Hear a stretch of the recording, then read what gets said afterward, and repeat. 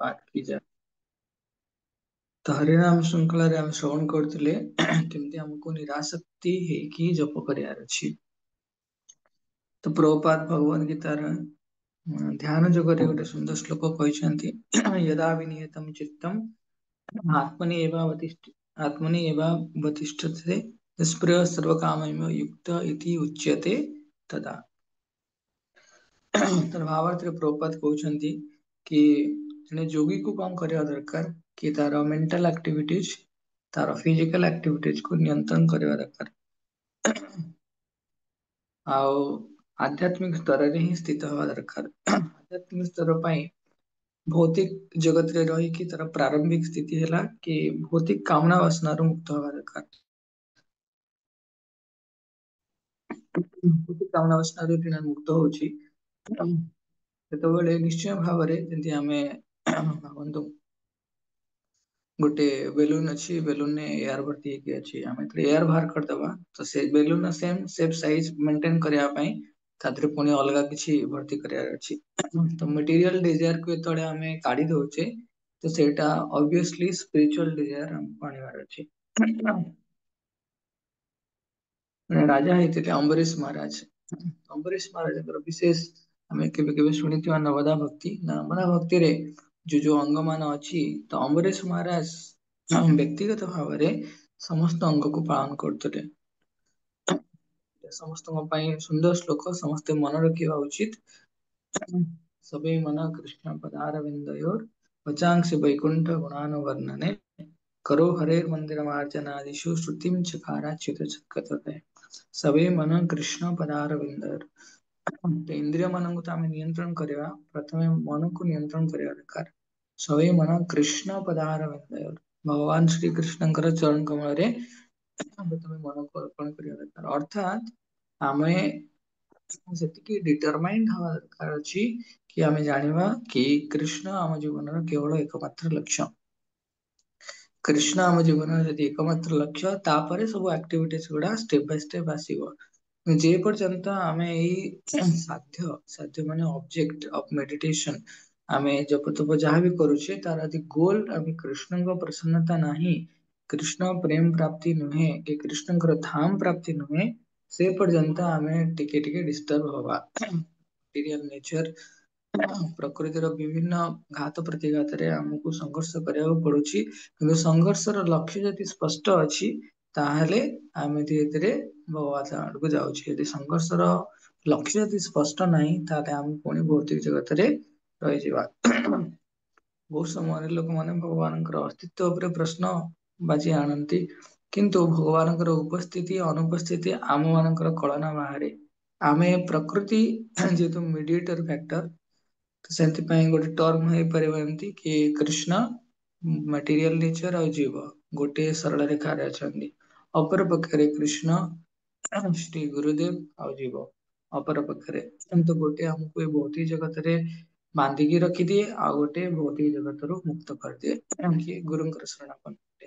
ତ ଗୁରୁଙ୍କର ଶରଣାପନ୍ନ ହେଲେ ଭୌତିକ ଇଚ୍ଛା କାମନା ବାସନାକୁ ପୂର୍ତ୍ତି କରିବା ପରିବର୍ତ୍ତେ ଜୀବ ଚାହେଁ କୃଷ୍ଣଙ୍କର ପ୍ରତିବିଧାନ କରିବା ପାଇଁ କାୟ ମନ ବାକ୍ୟ ମାଧ୍ୟମରେ ଭଗବାନଙ୍କର ପ୍ରତିବିଧାନ କରିବ। ନିଷ୍ପ୍ରିୟ ସର୍ବ କାମ, କୌଣସି ପ୍ରକାର ଭୌତିକ କାମନା ବାସନା ନେଇ ଇଚ୍ଛା ନଥିବ। ଭୌତିକ କାମନା ବାସନା ନିଶ୍ଚୟ ଆମକୁ ଆଟ୍ରାକ୍ଟ କରେ। ଦେଖିଥିବ କି ଯଦି ରାସ୍ତା ସାଇଡ ରେ ଆମେ ଦେଖିବା ବହୁତ ଫାଷ୍ଟ ଫୁଡ କିଛି ତେଲ ଜିନିଷ ଛଣାଛଣି ହଉଥାଏ, ଆମକୁ ବହୁତ ସ୍ମେଲ ହୁଏ, ବହୁତ ବାସ୍ନା ହୁଏ, ଆମକୁ ଆଟ୍ରାକ୍ଟ ଲାଗେ। ମାୟା କ୍ୟାନ ଇମ୍ପେଲ ଅସ୍, ମାୟା କ୍ୟାନ ନେଭର କମ୍ପେଲ ଅସ୍।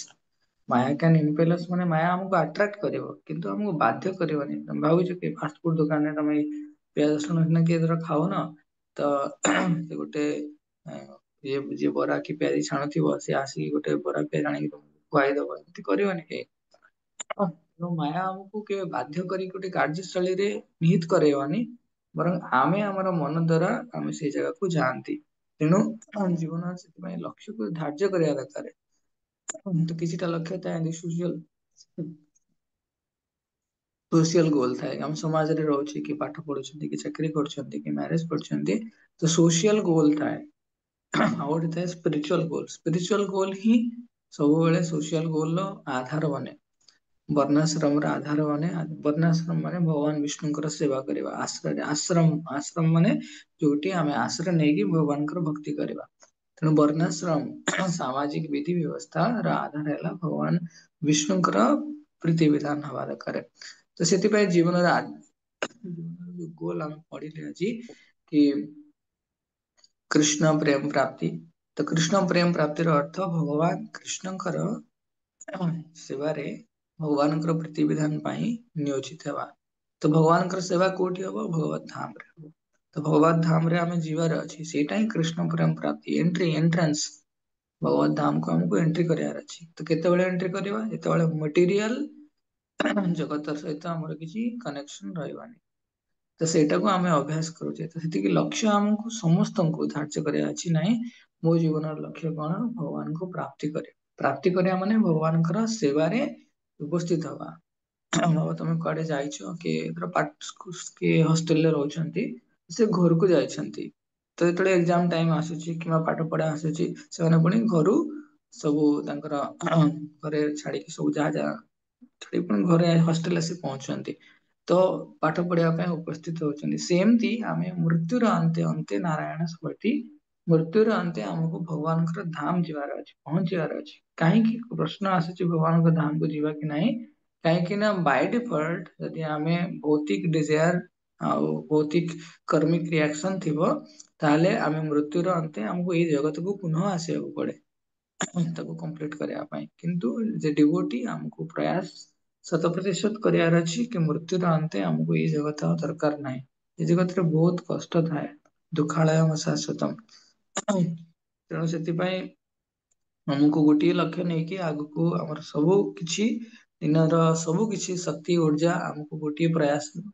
ପଛରେ ପକେଇବାର ଅଛି କି କୃଷ୍ଣଙ୍କର ପ୍ରାପ୍ତି କରିବାର ଅଛି ସେଥିପାଇଁ ଧୀରେ ଧୀରେ ଆମେ ପ୍ରଶିକ୍ଷିତ ହଉଛେ ଆମେ ବିଭିନ୍ନ ଜିନିଷ ଭଗବାନଙ୍କ ବିଷୟରେ ଶ୍ରବଣ କରୁଛେ ତାକି ଆମେ ଆମର ଦୃଢ ନିଶ୍ଚୟ ହବା ଦରକାର ୟା ପରେ ବି ଗୋଟେ ସ୍ପିରିଚୁଆଲ ୱାର୍ଲଡ ଅଛି ହେଲା ଏମିତି ନୁହେଁ କି କେହି ଦେଖି ନାହାନ୍ତି ତ ସ୍ପିରିଚୁଆଲ ୱାର୍ଲଡ ରୁ ବହୁତ କିଛି ଜିନିଷ ଆମକୁ ପ୍ରାପ୍ତ ବି ହେଇଛି ହରିନାମ ଆଧ୍ୟାତ୍ମିକ ଜଗତରୁ ପ୍ରାପ୍ତ ହେଇଛି ତୁଳସୀ ମହାରାଣୀ ଆଧ୍ୟାତ୍ମିକ ଜଗତରୁ ପ୍ରାପ୍ତ ହେଇଛନ୍ତି ଶାଳଗ୍ରାମ ଶିଳା ଆଧ୍ୟାତ୍ମିକ ଜଗତରୁ ପ୍ରାପ୍ତ ହେଇଛନ୍ତି ଭଗବାନଙ୍କର ଶ୍ରୀ ବିଗ୍ରହ ଆଧ୍ୟାତ୍ମିକ ଜଗତରୁ ପ୍ରାପ୍ତ ହେଇଛନ୍ତି ଦିବ୍ୟ ଶାସ୍ତ୍ର ଭାଗବତମ ଇତ୍ୟାଦି ଆଧ୍ୟାତ୍ମିକ ଜଗତରୁ ପ୍ରାପ୍ତ ହେଇଛନ୍ତି ଶ୍ରୀ ଗୁରୁଦେବ ଶ୍ରୀ ବିଗ୍ରହ ଆଧ୍ୟାତ୍ମିକ ଜଗତରୁ ପ୍ରାପ୍ତ ହେଇଛନ୍ତି ତେଣୁ ବହୁତ କିଛି ଜିନିଷ ଆମକୁ ଆଧ୍ୟାତ୍ମିକ ଜଗତରୁ ମିଳିଛି କିନ୍ତୁ ଆମେ ତାକୁ ଆପ୍ରିସିଏଟ କରିପାରନ୍ତି ତେଣୁ ସେଥିପାଇଁ ଯେତେବେଳେ ୟାର ପ୍ରମାଣ ବି ବହୁତ ଜଣ ପାଆନ୍ତି ପ୍ରମାଣ କି ଆଧ୍ୟାତ୍ମିକ ଜଗତରୁ ଗୋଟେ ଲୋକ ଆସିଥିବା ବ୍ୟକ୍ତିର କଣ ଚାଲିଚଳନ ଥାଏ ଭଗବତ ଗୀତାରେ ଭଗବାନ କହୁଛନ୍ତି ତେଣୁ ସେଥିପାଇଁ ଆମକୁ ପୂର୍ଣ୍ଣ ନିଷ୍କର୍ଷରେ ପହଞ୍ଚିବାର ଅଛି କି କୃଷ୍ଣ ଅଛନ୍ତି ଆଧ୍ୟାତ୍ମିକ ଜଗତ ଅଛି ଭୌତିକ ଜଗତ ଦୁଃଖାଳୟ ଅଶାଶ୍ୱତ ଜୀବର ସାମ୍ବିଧାନିକ ସ୍ଥିତି ହେଲା ସେ ଭଗବାନଙ୍କ ସେବାରେ ନିତ୍ୟ ସେବାରେ ନିୟୋଜିତ ହବା ଦରକାର ଏଇ ସବୁ ଅଭିଧାନ ନେଇକି ଯଦି ଆମେ ଏଇ ସବୁ ଅଭିପ୍ରାୟ ନେଇକି ଯଦି ଆମେ ଉପସ୍ଥିତ ହବା ଭକ୍ତି କରିବା ପାଇଁ ଆମେ ନିଶ୍ଚୟ ହେଇକି ଭକ୍ତି କରିପାରିବା lastly the real devotee is a devotee of determination ବାସ୍ତବ ଭକ୍ତ କିଏ ଯିଏ ନିଷ୍ଠାପର ଭାବରେ ଦୃଢ ନିଶ୍ଚୟ ହେଇକି ଭକ୍ତି କରିବାକୁ ଚାହେଁ ଏମିତି ନୁହେଁ କି ଆଜି ଖାଲି ଜପସେସନ ଆଟେଣ୍ଡ କରିଦେବି ବାକି ଗନ୍ नहीं real devotee is a devotee of determination ये दृढ़ निश्चय ହେଇକି ଭକ୍ତି କରେ ନାହିଁ ଆଜି ମୁଁ ଭକ୍ତି କରିବି କାଲି ମୋର ଜଣା ନାହିଁ କାଲି କଣ ସ୍ଥିତି ଥିବ ଆଜି ଭଲ ଭକ୍ତି କରି ଭଗବାନଙ୍କୁ ଚାହିଁବା ପାଇଁ ସାମର୍ଥ୍ୟ ରଖିବାର ଅଛି ନା श्रील प्रभुपाद की जय श्री श्री हरिनाम प्रभु की जय आनंद कोटि वैष्णव वृंद की जय राम वैष्णव प्रणाम मंत्र वैष्णव माने वांछा कल्पतरु सदृश क्षमाशील दयार सागर पतित जीवन कर उद्धारकारी दैनंदिन जीवन रे ज्ञात वाक्य सारे यदि कौन साधु गुरु वैष्णव के निकट रे अपराध होता है ताले प्रातः मुहूर्त रे चरण कमल रे क्षमा प्रार्थना मांगने उचित वंशा कल्पतरुर्वश्च कृपा सिन्धुभैव च पतितानां पावनेभ्यो वैष्णवेभ्यो नमो नमः अनंत कोटि वैष्णव भक्त वृंद की जय नामाचार्य श्री हरिदास ठाकुर की जय वैष्णव ठाकुर श्रील प्रभुपाद की जय हरे कृष्ण